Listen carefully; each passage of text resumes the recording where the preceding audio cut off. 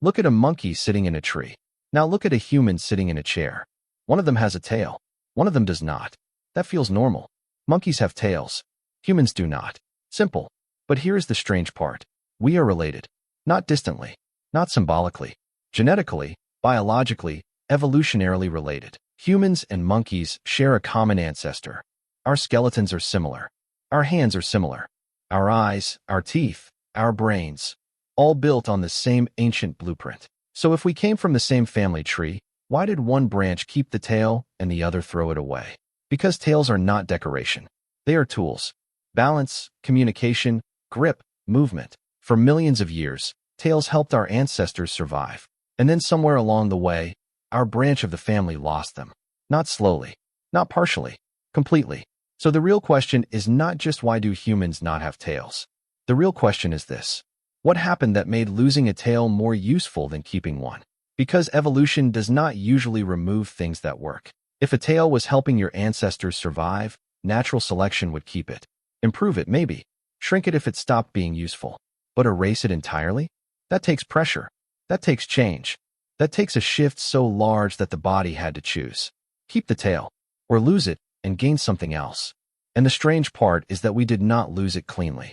If you look deep enough, the tail is still there. Hidden, folded, written into your body like a deleted sentence you can still see through the ink. Your spine does not end where you think it does. Most people think the human spine ends at the lower back. It does not.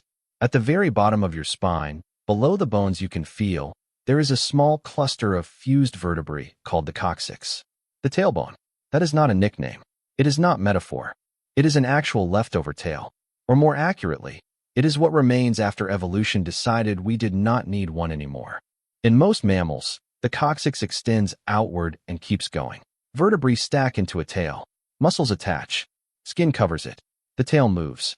In humans, those same vertebrae fuse together into a tiny internal stub. No muscles strong enough to move it. No skin extending it into open air. Just bone, sitting quietly at the base of your spine like a signature on an old contract. But here's the thing. That signature was not always silent. If you go back far enough, before humans, before apes, before even the split between monkeys and our ancestors, tails were standard. Early primates had them. Many still do. Lemurs have long tails. Monkeys have tails. Even some ancient ape fossils show signs of tail structures. But then something changed. Around 20 to 25 million years ago, the ancestors of modern apes, including humans, began to lose their tails. Not all at once. Not in one generation. But over time, the tail shortened, the muscles weakened, the vertebrae fused, and eventually the tail stopped growing outward entirely. That means the split happened long before humans existed. We did not lose our tails. Our ape ancestors did. And we inherited a body that had already made that choice. So the question becomes bigger. Why did early apes lose something millions of years of evolution had kept? To understand why losing a tail mattered, you have to understand what tails do. For most animals, a tail is not optional. It is survival technology. A cat uses its tail for balance.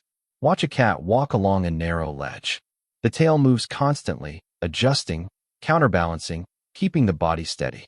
A monkey uses its tail like a fifth hand. Some monkeys can hang from their tails, grip branches, even carry objects. In a forest where one wrong step means falling, a tail is life insurance. A lizard uses its tail as a weapon, a distraction, even emergency food storage. A dog uses its tail to communicate. Fear, excitement, aggression, all written in motion. So tails are tools. And evolution does not throw away tools without a reason. That means our ancestors must have gained something more valuable than what the tail provided. Something so important that losing balance, losing grip, losing a fifth limb was worth it. And the answer seems to be movement. But not the kind of movement tails were built for. Here is where the story gets interesting. Around the same time tails began disappearing in early apes, something else was happening. Body structure was changing. Apes were becoming less specialized for life high in the trees and more adapted for moving through a mix of environments. Forests, yes, but also forest edges, open woodlands, ground level. And moving on the ground asks different things from a body than swinging through trees does. In the trees, a tail helps. It balances. It grips. It steadies you when branches are thin and movement is three-dimensional. But on the ground, especially when walking upright, a tail becomes less useful, maybe even a problem. Think about it. If you are walking on two legs, your balance no longer comes from a tail swinging behind you. It comes from your hips, your spine alignment, your core muscles, and your legs positioning themselves under your center of gravity. A tail that worked beautifully in the trees might actually interfere with that. It adds weight in the wrong place. It creates drag. It changes how your muscles need to organize. So natural selection may have favored apes whose tails were shorter, then shorter still, then gone. Not because tails were bad, because the environment changed. And when the environment changes, the body that survives is not always the one with the most tools. Sometimes it is the one that lets go of the wrong tool at the right time.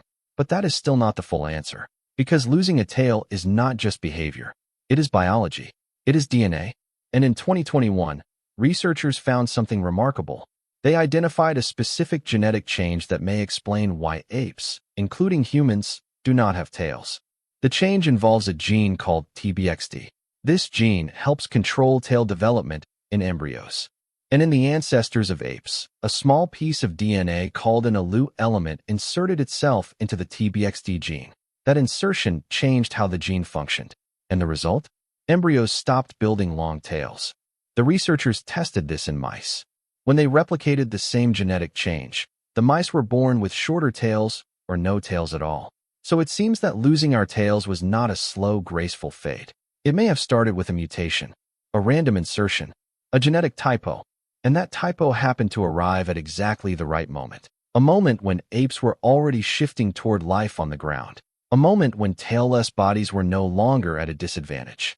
Maybe the mutation would have been harmful earlier. Maybe it would have been ignored later. But it happened when the environment, the body plan, and the mutation all aligned, and evolution kept it. Here is where it gets even stranger.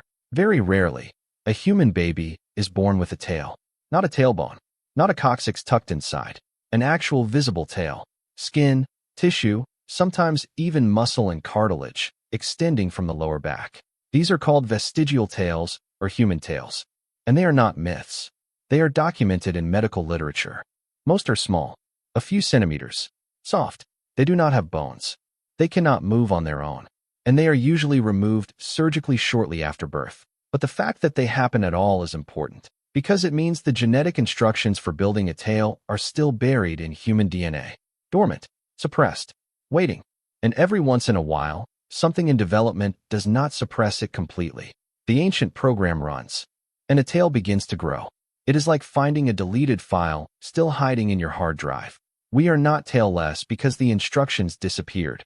We are tailless because evolution learned to turn those instructions off. And most of the time, it works. But not always. So what do we actually gain? Freedom of movement, a spine that could straighten, hips that could balance a vertical body, muscles that could walk, run, carry, climb, and throw without a tail getting in the way. Upright walking opened the hands. And open hands could carry tools, carry food, carry children, build, create, manipulate the world in ways four-legged animals could not. And once our ancestors were walking upright regularly, everything else began to change. Skulls reshaped, brains expanded, social structures shifted, language became possible. All of that started with a body that could stand, walk, and free its hands. And maybe, just maybe, that body needed to let go of the tail first. Not because tails are primitive, not because tailless bodies are superior, but because evolution is not a ladder. It is a maze. And sometimes the only way forward is to leave something behind. So why did humans lose their tails? Not because we outgrew them, not because we became advanced, not because tails were useless. We lost them because our ancestors left the trees. Because the ground asked different things from the body. Because walking upright required a different kind of balance. And because one day, a random mutation turned off the genetic switch that said, build a tail. And evolution looked at that mutation and said, this works. The tail disappeared. The hands opened. The spine straightened. And millions of years later, humans would stand on two legs, look at a monkey in a tree, and wonder why we look so different. But the truth is we are not that different. We still carry the tail in our DNA. We still build it, briefly, in the womb. We still have the bones at the base of our spine where it used to be. We are not creatures that never had tails. We are creatures that decided, a very long time ago, that we did not need them anymore. And maybe that is the strangest part. The body you are in right now is not the final design. It is just the current one. A snapshot of compromises, mutations, accidents, and environments that came before you. You do not have a tail, but your ancestors did, and your body still remembers. If you want more videos like this, exploring the strange biology, evolution, and history hidden inside being human, make sure to like and subscribe. There are so many more buried questions worth digging up.